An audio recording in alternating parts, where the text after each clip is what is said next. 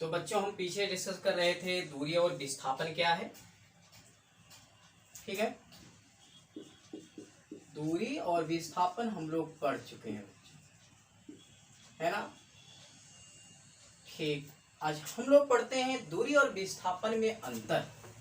तो next heading का नाम लिखेंगे बच्चों, दूरी और विस्थापन में अंतर। दूरी व विस्थापन में अंतर।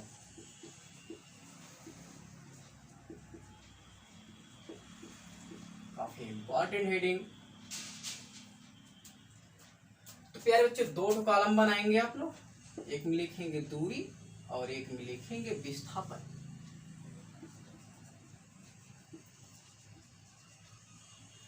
थोड़ा लाइट कम लग रहा होगा, है ना।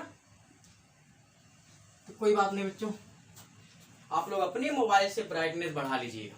ठीक है, देखते हैं स्पष्ट दिख रहा है कि नहीं। हमको तो लग रहा है दिख रहा है बच्चों। ठीक है, आप लोग अपना ब्राइटनेस बढ़ा लीजिएगा। दूरी और विस्थापन में अंतर, बाकी देख रहे हैं कि दिख रहा है अच्छे से। उठा लो बच्चों कापी कलम, दूरी और विस्थापन में अंतर पढ़ते हैं। अरे बच्चों, सब कुछ हम यहाँ पर पढ़ चुके हैं दूरी और विस्थापन के बारे में। जो पढ़ चुके हैं वही लिखेंगे हम। पहला पॉइंट, किसी वस्तु द्वारा या व्यक्ति द्वारा, किसी वस्तु द्वारा मार्ग में चली गई कुल लंबाई, मार्ग में चली गई कुल लंबाई, मार्ग में चली गई कुल लंबाई को दूरी कहते हैं, है ना प्यारे बच्चों। और जबकि विस्थापन क्या होता है बच्चों, किसी वस्तु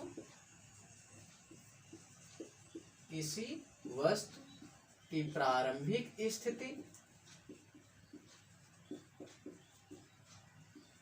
व अंतिम स्थिति के बीच लंबवत या न्यूनतम दूरी, चाहे जो लिखिए बच्चों, को विस्थापन कहते हैं। एक बात प्यारे बच्चों फिर से रिपीट हो जा रहा है, दूरी और विस्थापन क्या है। जो प्यारे बच्चे इस लेक्चर को पहली बार देख रहे हो, सबसे पहले दूरी और विस्थापन का लेक्चर देख लें, तब और मजा आने वाला है इसमें। ठीक है, तो परिभाषा से हो गया। दूरी की परिभाषा क्या लिखा है, किसी वस्तु द्वारा या व्यक्ति द्वारा मार्ग में चलेगी कुल लंबाई को क्या कहते हैं दूरी। विस्थापन की परिभाषा बताया गया, किसी वस्तु की प्रारंभिक स्थिति व अंतिम स्थिति के बीच की न्यूनतम व लंबवत दूरी को क्या कहते हैं, विस्थापन। क्लियर बच्चों। दूसरा पॉइंट, दूरी मार्ग के पथ पर निर्भर करता है, दूरी मार्ग के पथ पर निर्भर करता है, पथ पर निर्भर करता है। और इसमें क्या बच्चों, विस्थापन ये मार्ग के पथ पर निर्भर नहीं करता, मार्ग के पथ पर निर्भर नहीं करता। ठीक, हो सकता है बच्चों यहाँ तक आपको स्पष्ट ना दिखाई दे, क्योंकि धूप आ गया है यहाँ पर, बड़ी प्रॉब्लम है यार। गर्मी से पसीने से भीगे हुए हैं। कोई बात नहीं, चलिए आप लोग भी मेहनत कर रहे होंगे, ऐसी बात नहीं। तीसरा पॉइंट, यह एक अदिश राशि है, यह एक अदिश राशि है।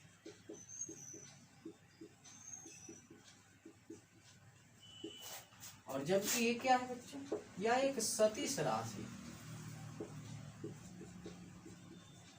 यह एक सदिश राशि है। क्लियर। तीसरा एक पॉइंट है। चौथा पॉइंट काफी इंपॉर्टेंट है बच्चों, दूरी सदैव धनात्मक होती है, दूरी सदैव धनात्मक होती है। और इसमें चौथा पॉइंट, विस्थापन धनात्मक भी हो सकता है बच्चों, धनात्मक, ऋणात्मक, या शून्य हो सकती है।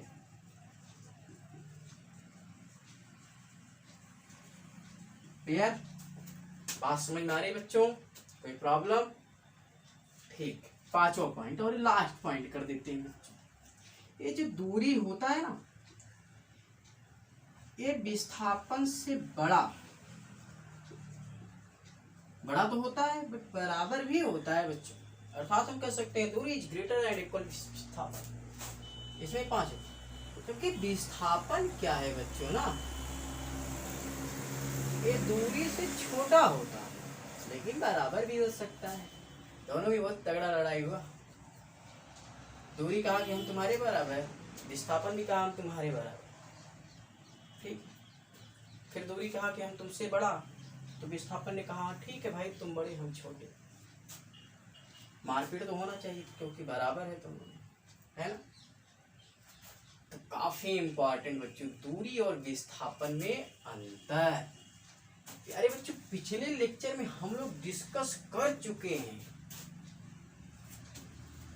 कि दूरी धनात्मक कैसे होगी और विस्थापन ऋणात्मक कैसे होगी और शून्य कैसे होगी। किए है ना डिस्कस, न्यूमेरिकल क्वेश्चन को लेकर पढ़ लेना, सब मटेरियल वहां से मिला। ठीक है, तो दूरी और विस्थापन में अंतर सभी बच्चे समझ गए। कमेंट जरूर करिएगा, नोट्स बनाइएगा बच्चों। ठीक है, आगे चले, मिटा दे बच्चों। ठीक है, अच्छा कुछ लोग कॉपी करो, जल्दी से कॉपी करो।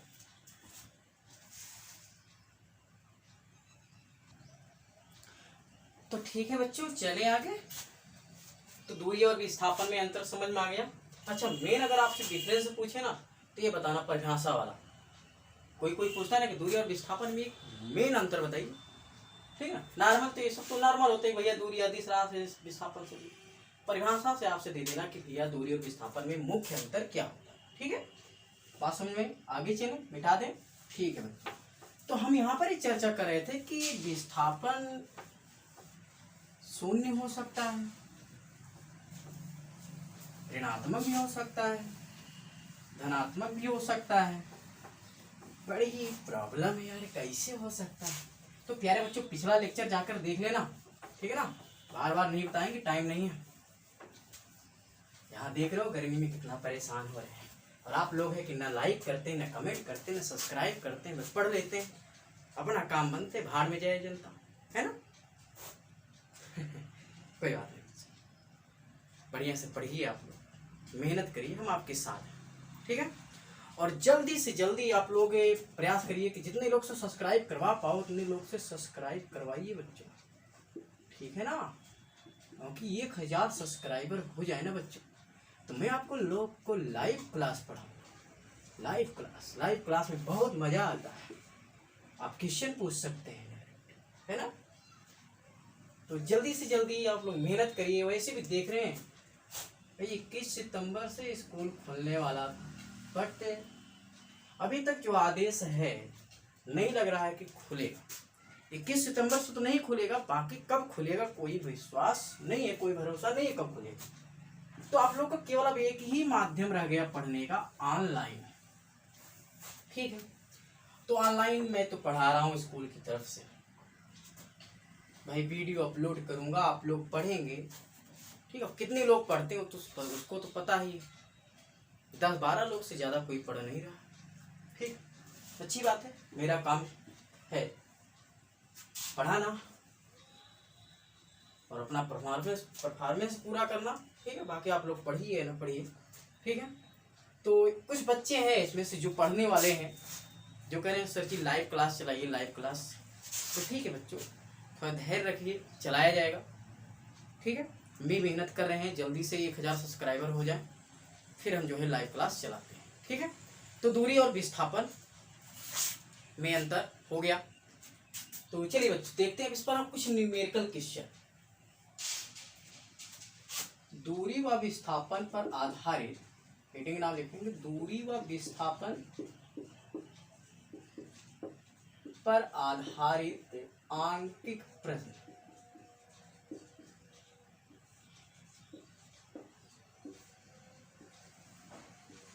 आंकिक प्रश्न, ठीक है बच्चों।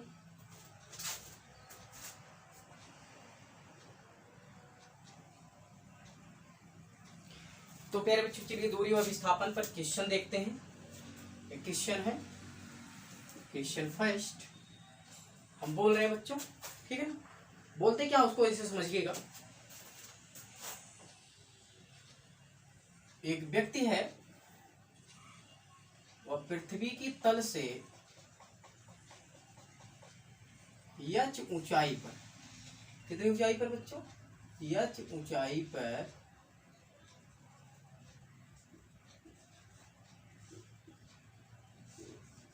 एक गेंद को ऊर्ध्वाधर ऊपर की ओर फेंकता है, ऊपर की ओर फेंकता है। फिर वह गेंद पुनः जो है वहीं पर वापस आ जाता है जहां से वह फेंका था।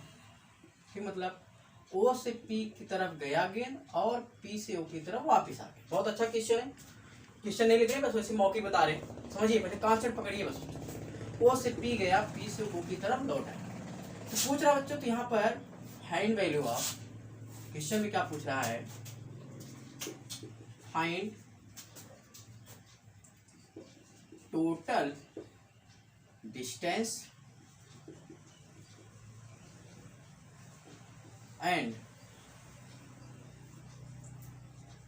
Total displacement.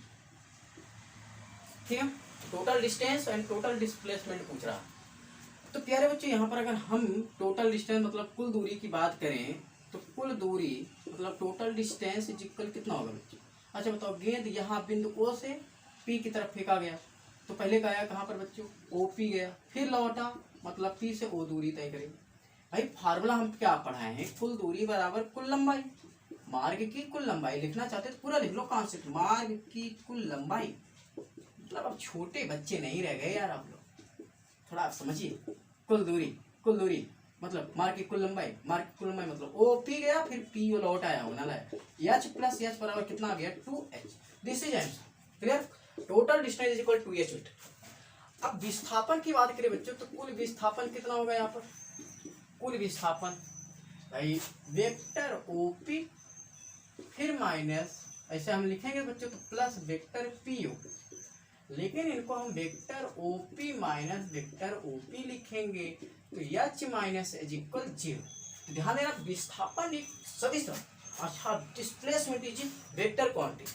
तो ध्यान देना OP प्लस PO, तो PO का अगर हम OP के पद में लिखना चाहते डायरेक्शन चेंज करना चाहते हैं बच्चों, ऋणात्मक चिन्ह लगेगा मतलब चिन्ह चेंज हो जाएगा, ऋणात्मक रहेगा तो धनात्मक, धनात्मक रहेगा तो ना। तो इस प्रकार के क्वेश्चन में क्वेश्चन दिया गया है, ऐसी बात नहीं है, हम शॉर्टकट में केवल इसको बोल के करा देंगे। ठीक है, कॉपी कर लीजिए फिर आगे क्वेश्चन करते हैं। ठीक है बच्चों, समझ में आया। प्यारे बच्चों मैं कोई खास न्यूमेरिकल क्वेश्चन मैं ऐसे नहीं करा रहा हूँ किताब, मैं आप लोग का कॉन्सेप्ट, इस न्यूमेरिकल का कॉन्सेप्ट बता रहा हूँ कि न्यूमेरिकल क्वेश्चन कैसे लगाएंगे, ठीक है ना। और आप लोग को बताया गया कि जब कोई वस्तु जिस बिंदु से चले अगर वह उसी बिंदु पर वापस आ जाए तो वस्तु का विस्थापन क्या होता है, शून्य होता है ना। परिभाषा अनुसार सीधी सी बात है, जिस बिंदु से गया, ऐसे मान लेते हैं हम, ऐसे समझ लेते हैं क्वेश्चन नंबर 2, एक व्यक्ति है वह बिंदु A से B गया, ठीक है, कितना किलोमीटर, 4 किलोमीटर। कॉन्सेप्ट समझा रहे बच्चों क्वेश्चन।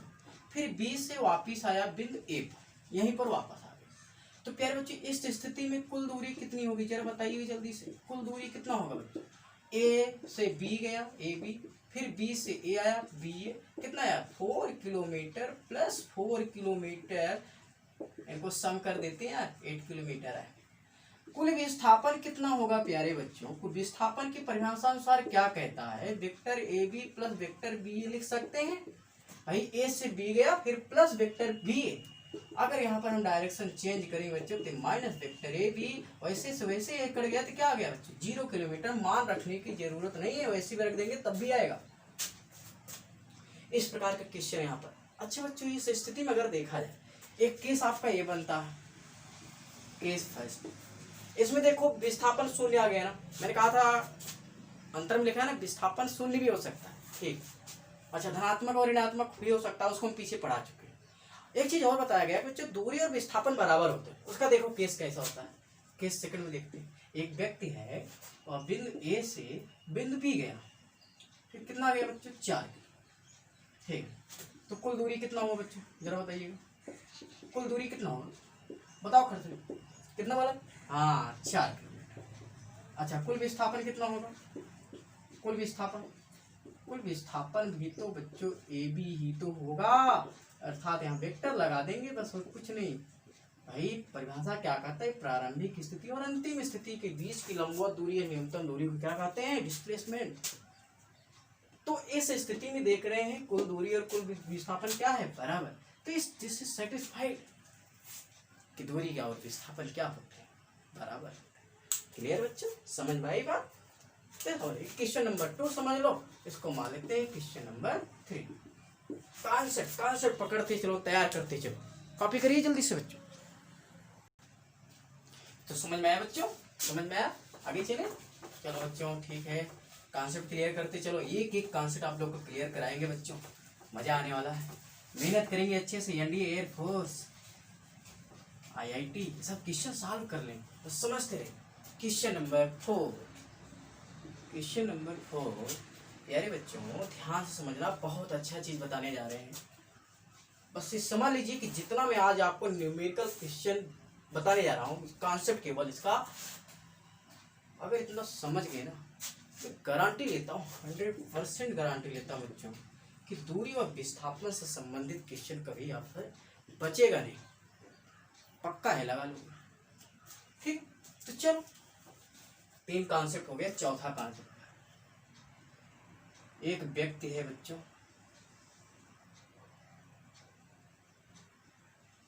ठीक है, एक व्यक्ति एक वृत्ताकार मार्ग पर चलता है। अब एक वृत्ताकार मार्ग है, देख रहे हैं ना, वृत्ताकार। अब इसकी त्रिज्या मान लेते हैं बच्चों, कितनी है बच्चों, r है। त्रिज्या क्या मान लीजिए, r। इसका केंद्र है, और वो व्यक्ति जो है, हमें मान लेते हैं एक बिंदु है यहाँ पर P से चला ऐसे ऐसे ऐसे ऐसे ऐसे ऐसे, पहले तो चला बच्चों, पहुंचा वो बच्चों बिंदु Q पर। कहाँ पर पहुंचा बच्चों, बिंदु Q। अच्छा बच्चों केंद्र है ना, वृत्त है तो बच्चों वृत्त की त्रिज्या हर तो जगह बराबर होगी, सीधी सी बात है। ये क्या हो गया, r, ठीक है, ये भी r होगा, ये भी r होगा। अच्छा ये टोटल क्या होता है बच्चों, व्यास होता है। व्यास को किससे प्रदर्शित करते हैं, d से।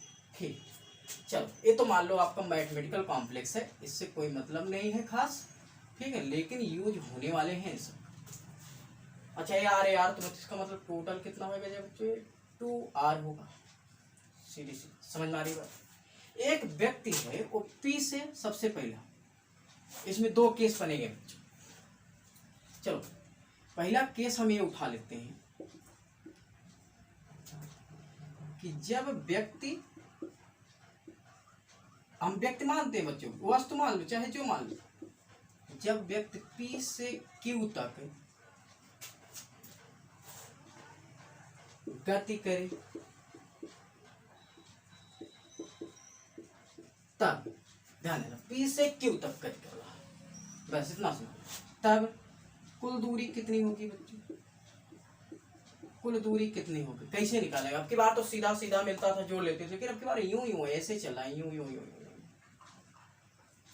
कुल दूरी कैसे निकालेंगे, एक वृत्त है ना, एक वृत्त की ये वाला जो भाग होता है इसको क्या बोलते हैं बच्चों, वृत्त की परिधि बोलते हैं कि नहीं। ये वाला जो भाग है इसको वृत्त की परिधि बोलते हैं कि नहीं। तो इसका मतलब व्यक्ति वृत्त की परिधि पर चल रहा है, लेकिन वो तो आधा ही तो चला है, यहाँ से यहाँ तक।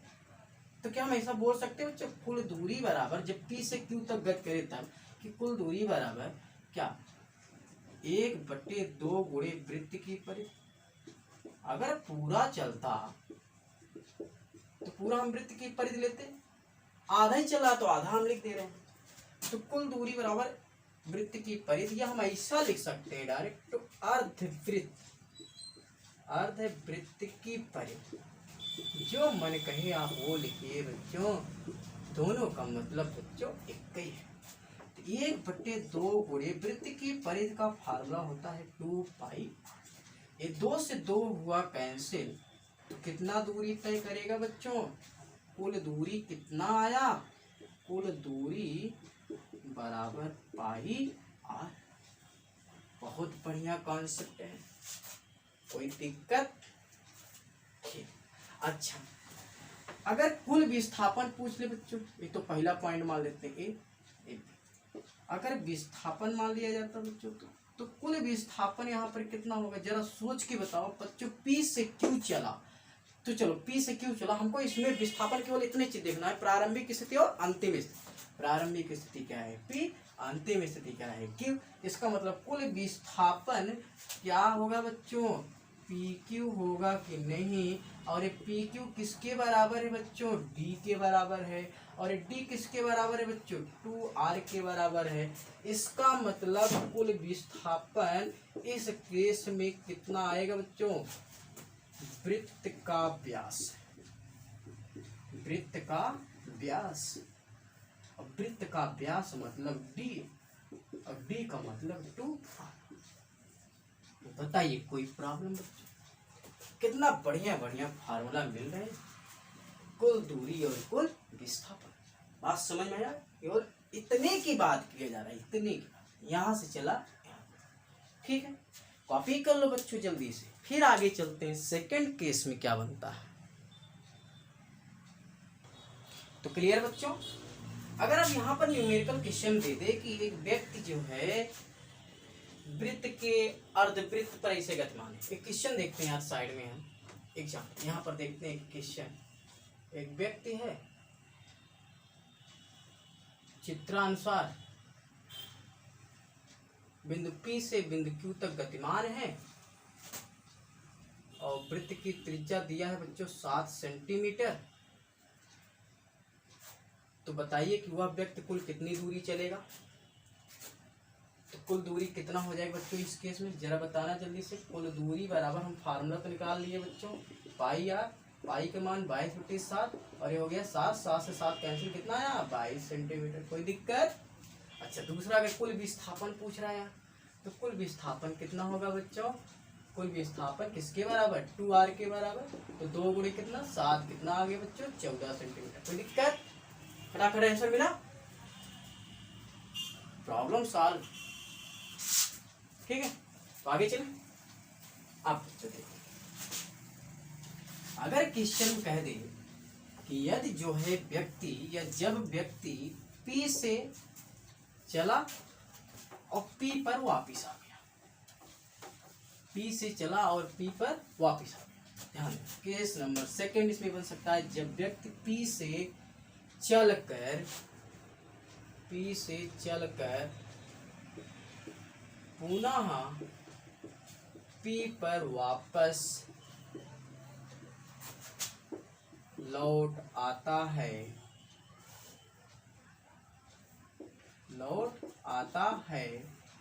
तब,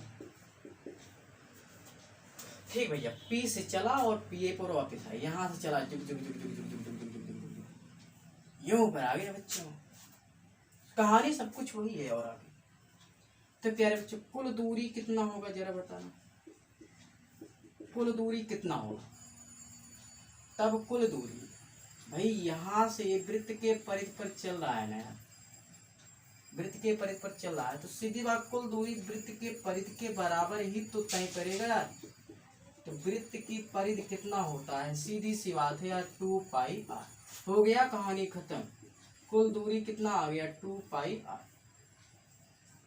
कुल विस्थापन क्या होगा बच्चों, सीधी सी बात है बच्चों, जिस बिंदु से चला उसी बिंदु पर वापस आ गया, तो इसका मतलब विस्थापन क्या हो गया 0। ऐसे क्वेश्चन देखो, मारो गोली। क्लियर बात समझ में आई? आगे चलें। ठीक, अच्छा, इसी प्रकार हम क्वेश्चन नंबर 4 ले लें। यहाँ पर देखते हैं साइड में, क्वेश्चन नंबर 4 हो गया 5, लास्ट क्वेश्चन बच्चों इस लेक्चर का। ठीक है, बाकी बहुत तेज गर्मी लग रही है, भागना पड़ेगा। क्वेश्चन नंबर 5, क्वेश्चन नंबर 5 में है, अगर कोई व्यक्ति जो है, अच्छा इसी केस में थोड़ा सा देख लेते हैं लाइन में। अगर व्यक्ति एक चक्कर लगा रहा है, तो एक चक्कर लगाएगा यूं यूं यूं यूं यूं, तो वृत्त की परिधि बराबर, ठीक है, कुल दूरी वृत्त के परिधि बराबर एक चक्कर में, तो भैया कितनी दूरी चलेगा, वृत्त के परिधि के बराबर। अगर कहते भैया 2 चक्कर लगाए, या सीधी सी बात है, अगर 2 चक्कर लगा रहा है व्यक्ति, तो ये वृत्त की परिधि में 2 का गुणा कर दो। 3 चक्कर लगा रहा है तो 3 का गुणा, क्लियर। तो केस अगर ऐसा बनता है तो आप लगा सकते हैं। केस थर्ड में हम लिख देते हैं बच्चों, जब व्यक्ति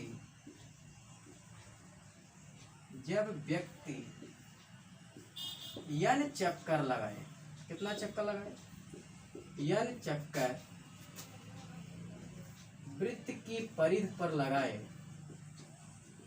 वृत्त की परिधि पर लगाए या वृत्त की परिधि पर चलता हो या चक्कर लगाता हो ज्यादा से लगाता है, तब सीधी सी बात है यार, कुल दूरी जो होगी ना, कुल दूरी n गुणे वृत्त की परिधि, सीधी सी बात है, वृत्त की परिधि, ठीक है।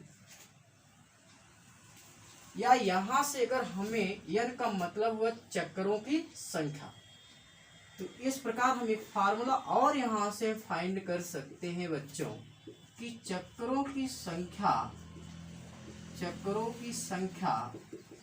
n इज इक्वल कुल दूरी अपान वृत्त की परिधि। बहुत बढ़िया फार्मूला है बच्चों, इस पर क्वेश्चन है किताब में। तो चक्करों की संख्या बराबर कुल दूरी बटे वृत्त की, थोड़ा सा हम फील कर लें, इसको फील करते हैं, चलिए देखते हैं। तो अगर हम ये मान लें, क्वेश्चन लेते हैं यहाँ पर एग्जाम्पल के तौर पे, ध्यान से समझना बच्चों, इसी को फील करने जा, फील कर लोगे तो बहुत अच्छा समझ में आ जाएगा। लाइट चला गया, चलो देख लें बच्चों, स्पष्ट देखो अब अच्छे से आ रहा है ना। हाँ यही होता है ना, समझ लो कितनी तकलीफ में पढ़ा रहे हैं और आप लोग हैं मेहनत ही नहीं करते हैं। ठीक है, एग्जाम्पल देखते हैं बच्चों। एक वृत्त है, वृत्ताकार मार्ग है बच्चों। इस वृत्ताकार मार्ग पर एक व्यक्ति जो है, कितनी दूरी, 2 मीटर त्रिज्या का एक वृत्त है, ऐसे लिखते हैं, 2 मीटर त्रिज्या का एक वृत्त है और इस पर जो है कितना चक्कर लगाता है बच्चों, 4 चक्कर लगा रहा है। कितना चक्कर लगा रहा है, इसमें चक्करों की संख्या दिया है बच्चों, कितना, चक्करों की संख्या बराबर दिया है 4। अच्छा ठीक, तो 4 चक्कर लगाता है। तो पूछ रहा बच्चों कि कुल कितनी दूरी तय करेगा। सीधी सी बात, पहले हम एक चक्कर में तय की गई दूरी निकालेंगे। क्या करेंगे, एक चक्कर में, है ना, कैसे निकालेंगे, तो लिखेंगे एक चक्कर में तय की गई दूरी। अच्छा, एक चक्कर में तय की गई दूरी किसके बराबर होगा बच्चों, एक चक्कर लगाएगा व्यक्ति, यहाँ से लेके यूं यूं यूं यूं यूं यूं यूं, एक चक्कर लगाया, किसके बराबर होगा बच्चों, वृत्त के परिधि के बराबर होगा कि नहीं बच्चों, जरा बताइए जल्दी से। ऐसा करते हैं,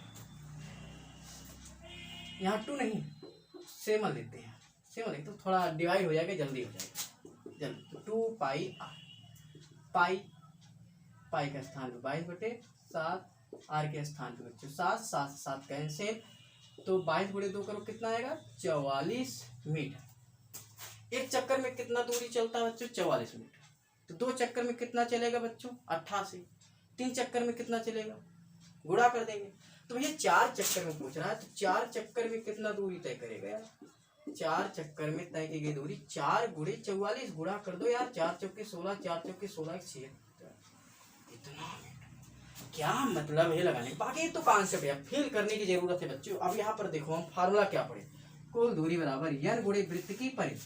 तो n के स्थान क्या रख दो, 4, वृत्त की परिधि कितना आया बच्चों, वृत्त की परिधि तो 44 आया, गुणा कर दो यार 176 और 176 मीटर, जहां से चाहो वहां से लगाओ। ठीक है बच्चों, मजा आया।